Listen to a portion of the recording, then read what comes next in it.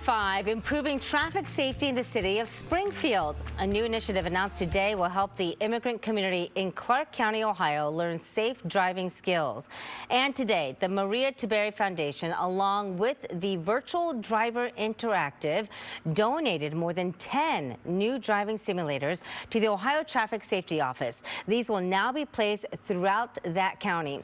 The simulators imitate dangerous driving scenarios and allows people to really practice driving in a safe environment. 10 TV's Dom Tiberi and his family created this foundation after losing their daughter Maria in a distracted driving crash more than a decade ago. Dom has worked tirelessly since then to educate people across the state, especially young people, on the dangers of distracted driving. When we lost Maria, we didn't know what we were going to do, but I knew we had to do something because, you know, we're losing too many people on our highways.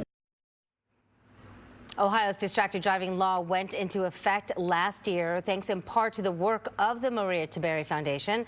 The law makes the use of phones and other electronic devices while driving now a primary offense. Well, with the influx of the immigrant population growing over the past decade, the city of Springfield continues to battle issues with that growth. Tonight, 10 Investigates' Rochelle Aileen is walking us through why the state is stepping in to help families. According to the city of Springfield's website, they have anywhere from 12 to 15,000 immigrants overall in this area. Governor DeWine has said that recent influx of immigrants has put a strain on certain local resources like the school system and health care. And Thursday, he announced that he has invested more than $5 million to help improve things. But there are changes that come as we're also hearing reports that certain Haitian migrants are actually leaving the city following comments made by President-elect Donald Trump. Pastor Reginald Silenzo says he came to Springfield from Haiti on heavenly assignment. Because the Lord told him there's a community that needs his help. But as of late, members of his flock are now fleeing. Quite a few of them have already left Springfield. This all comes after recent comments by President-elect Donald Trump, who has spoken about mass deportation of migrants. Trump has also discussed a rollback of the federal government's temporary protected status program, which many migrants, including those in Springfield, use to remain in the U.S. legally.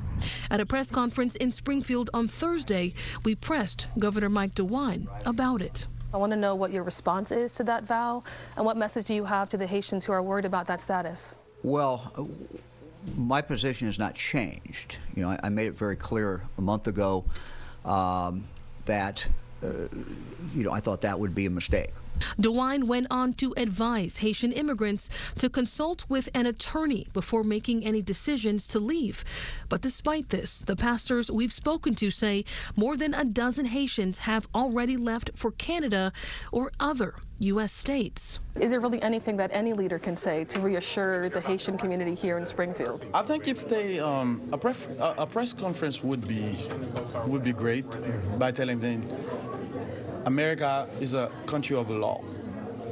No one would just grab you on the street, deport you as long as you are legal. We wanted to know what guidance the federal government is also providing on this issue, so I contacted the U.S. Citizenship and Immigration Services Department for more information. I'll share the comments and the links that they provided on our website, 10tv.com. In Springfield, Rochelle Aileen, 10TV News.